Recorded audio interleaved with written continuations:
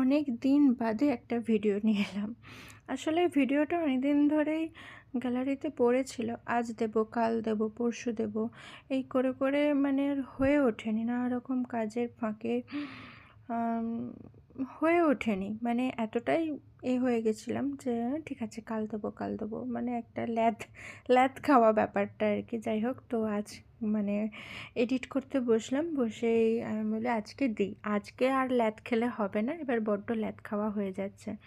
তো এটা আমাদের বাড়ির পাশে একটা ফিস্ট হয়েছিল একটা ভাইয়ের বাড়িতে।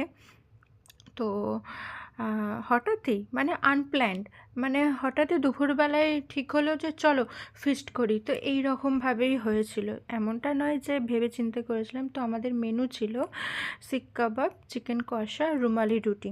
রুমালি রুটিটা আমরা বাইরে থেকে কিনে এনেছিলাম, আর চিকেন কষাটা ওটা আমরা বাড়িতে বানিয়েছিলাম মেয়েরা, আর ছেলেরা হচ্ছে শিক কাবাব বানিয়েছিল। তো এখানে দেখতেই পাচ্ছ তোমরা পেঁয়াজ কাটা হচ্ছে। তো একদম ধরে ধরে কাটছে আর কি। যে বন্ধুটা কাটছিল, সব বন্ধু বান্ধবীরা মিলে করেছি, মানে এমনটা নয় যে পাড়ার সবাই মিলে করেছি, এমনটা না।